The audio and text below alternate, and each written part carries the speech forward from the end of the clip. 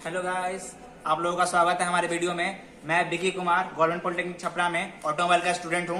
तो आज का हमारा टॉपिक रहेगा ट्रांसमिशन सिस्टम। तो आइए समझते हैं ट्रांसमिशन सिस्टम होता क्या है और इसमें कौन कौन से इक्विपमेंट जुड़ी होती है। तो दोस्तों, क्या आपने कभी सोचा है कि हमारे कार का इंजन पहियों को कैसे घुमाता है?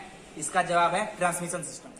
ट्रांसमिशन सिस्टम हमारे इंजन में बनने वाले पावर को पहियों तक अच्छे अनुपात में पहुंचाता है ताकि हमारे व्हीकल का संतुलन बना रहे और हमारी कार अच्छी माइलेज दे।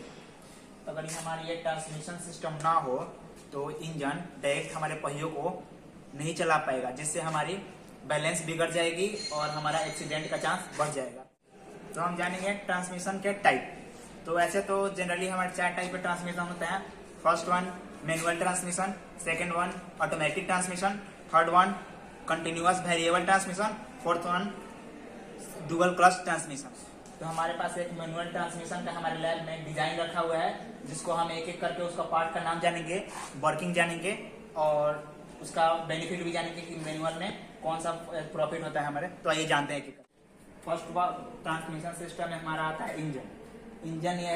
ये इंजन है, यहाँ पे हमारा पावर प्रोड्यूस होता है। फिर उसके बाद जस्ट बगल में ही होता है फ्लाई व्हील। जो इंजन से पावर प्रोड्यूस होता है वो फ्लाई व्हील में स्टोर होता है। उसके बाद होता है हमारा क्लच, जो कि पैक है, यहाँ पे दिखेगा नहीं। उसके जस्ट बाद होता है अपना गियर बॉक्स में एक लीवर दिया होता है उसको ऑपरेट करने के लिए। उसके बाद हमारा ज्वाइंट आता है। पहले तो होगा स्लाइडिंग ज्वाइंट, दूसरा होगा यूनिवर्सल ज्वाइंट और तीसरा हमारा प्रोपेलर शाफ्ट होगा। प्रोपेलर शाफ्ट इसलिए लगा होता है कि इंजन और व्हीकल के व्हील के बीच डिस्टेंस बहुत ज्यादा होता है, तो पावर को यहाँ से वहां ले जाने के लिए हमें प्रोपेलर शाफ्ट की जरूरत होती है। उसके बाद आता है अपना यूनिवर्सल ज्वाइंट, फिर आता है अपना पूरा डिफरेंशियल का पार्ट, इसका अलग मैकेनिज्म होता है। फिर अपना हाफ एक्सल इधर हाफ एक्सल उधर और फिर व्हील आता है। तो एक एक करके हम इसके वर्किंग के बारे में जानते हैं। तो आइए पहले शुरू करते हैं इंजन के बारे में। तो ट्रांसमिशन में पहला हमारा आता है इंजन, और ये मॉडल में हमारा पेट्रोल इंजन दिया गया है, जो कार्बोरेटर ऑपरेटिंग पेट्रोल इंजन है। इंजन में हमारा 4 प्रोसेस होता है पावर प्रोड्यूस करने के लिए। पहला होता है हमारा सक्शन, दूसरा का होता है कंप्रेशन, तीसरा होता है पावर और चौथा होता है एग्जॉस्ट। हमें इन 4 प्रोसेस में पावर स्ट्रोक में हमें पावर मिलता है, और पावर वो होता है जो हमारा फ्लाई व्हील में स्टोर होता है, क्योंकि हमारे जो बाकी के 3 स्ट्रोक होते हैं सक्शन, कंप्रेशन और एग्जॉस्ट, उनको एनर्जी देने के लिए हमारा ये रिस्पॉन्सिबल होता है फ्लाई व्हील। उसके बाद जब हमारा ये प्रोसेस होकर एनर्जी फ्लाई व्हील में आता है, उसके जस्ट बाद हमारा क्लच लगा होता है। क्लच का ये काम होता है कि हमारा इंजन के पावर को और गियर बॉक्स को एक दूसरे को कनेक्ट और डिसकनेक्ट कर सकता है। और हमें ये इसलिए यूज करना पड़ता है क्लच, ताकि हम जब यहाँ पे गियर शिफ्ट करें उस समय हमें जरूरत पड़ेगी।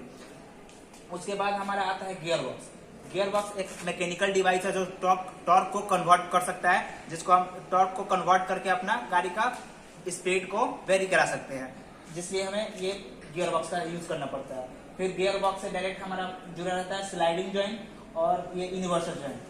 उसके बाद होता है प्रोपेलर शाफ्ट मैंने बताया था कि ये हमारा इंजन कहीं और रहता है और व्हील कहीं और रहता है, उसके बीच में डिस्टेंस ज्यादा होती है। उसी के लिए हमें यहाँ से पावर को वहां तक ले जाने के लिए प्रोपेलर शाफ्ट यूज किया जाता है। उसके बाद हमारा आता है यूनिवर्सल ज्वाइंट हम इसलिए लगाते हैं क्योंकि हमारा ये हमारा फ्रेम है, फ्रेम के ऊपर हमारा रहता है इंजन और फ्रेम के नीचे हमारा व्हील लगा होता है। तो हम एक दूसरे को जब कनेक्ट करेंगे तो हमारा कुछ एंगल बनेगा। जब एंगल बनेगा तो हमारा पावर जो डायरेक्ट अगर हम कनेक्ट कर देंगे रॉड को, तो हमारा पूरी तरह से पावर को ट्रांसमिट नहीं होगा, बहुत सारा पावर हमारा लॉस हो जाएगा। हम डिफरेंशियल का इसलिए यूनिवर्सल ज्वाइंट का इसलिए यूज करते हैं ताकि हमारा पूरा का पूरा पावर यहाँ से गियर बॉक्स से डिफरेंशियल तक जा सके। इसका यही काम होता है मेनली।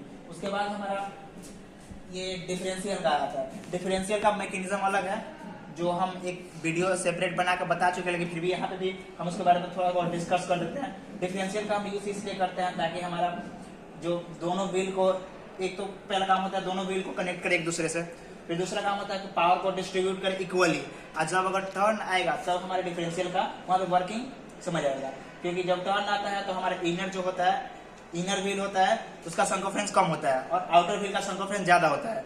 तो हमारे आउटर व्हील को ज्यादा डिस्टेंस कवर करनी पड़ती है और इनर व्हील को कम डिस्टेंस कवर करनी पड़ती है।